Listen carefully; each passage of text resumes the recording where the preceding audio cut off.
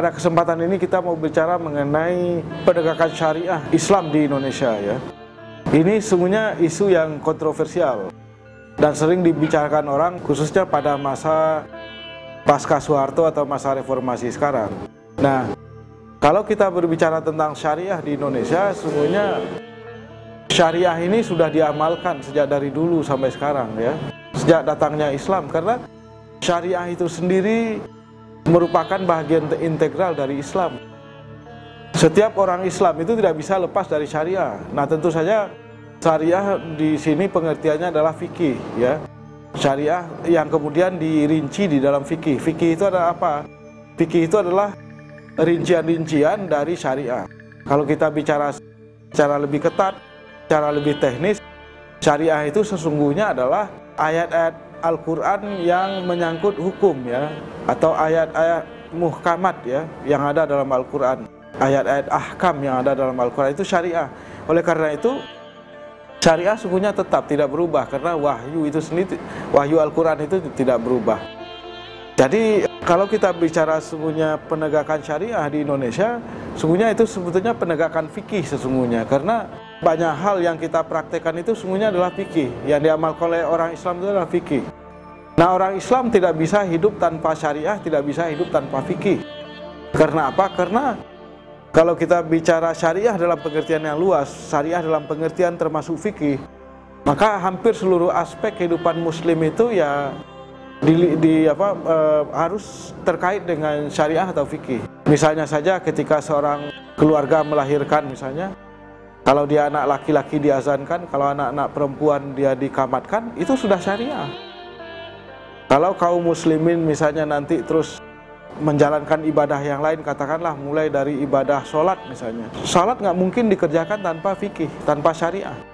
Begitu juga puasa, ibadah-ibadah yang lain, sampai kepada soal-soal muamalah, perkawinan, nikah, talak, rujuk, itu semuanya menggunakan syariah, berdasarkan syariah. Nah, kalau kita lihat dari sudut itu, sungguhnya di Indonesia ini tidak ada yang perlu dipersoalkan dengan penegakan syariah. Karena apa? Karena dalam prakteknya setiap muslim itu menjalankan syariah, menjalankan fikih. Tidak mungkin dia hidup sebagai orang muslim tanpa menegakkan syariah. Apalagi zaman sekarang ini, orang Islam punya pilihan, misalnya mau bank yang sesuai dengan sistem fikih atau syariah, bisa ke bank Islam, bank syariah dan seterusnya. Nah, yang jadi masalah itu, yang jadi isu itu adalah yang disebut dengan jinayah, yang terkait dengan soal jinayah, yaitu criminal law ya. Nah, jinayah itu soal pidana. Bila bicara mengenai jinayah atau pidana, maka orang ingat hukum hudud. Hukum hudud itu apa? Misalnya saja adalah hukum rajam bagi pezina, ataupun hukuman potong tangan atau potong kaki bagi pencuri gitu, dalam taraf-taraf tertentu gitu. Nah, para pendukung penegak syariah biasanya bilang kalau mereka ingin menegakkan syariah, yang sesungguhnya mereka ingin maksudkan itu adalah penegakan hukum hudud itu, potong tangan ataupun rajam tadi itu. Nah, sesungguhnya kalau soal hukum hudud ini, ulama juga tidak sependapat. Kalau kita ngambil contoh misalnya Profesor Mahmud Saltut misalnya, Rektor Al-Azhar, dia tidak mendukung hukum hudud, tidak mendukung hukum potong tangan. Dia bilang potong tangan itu bisa diganti saja dengan hukuman penjara. Karena apa? Karena potong tangan itu berarti menghilangkan kemampuan untuk melakukan tindakan kriminal gitu. Jadi oleh karena itu, saya kira ulama di Indonesia pada umumnya juga setuju dengan Profesor Mahmud Saltut itu, yaitu bahwa potong tangan dan rajam itu bisa diganti dengan hukum penjara. Nah, apalagi kemudian kalau ini kita terapkan, itu bisa bersifat diskriminatif terhadap orang Islam sendiri. Jadi kalau orang Islam mencuri misalnya dipotong tangannya, sementara yang non muslim kan nggak bisa dipotong tangannya, dia harus dimasukkan ke penjara.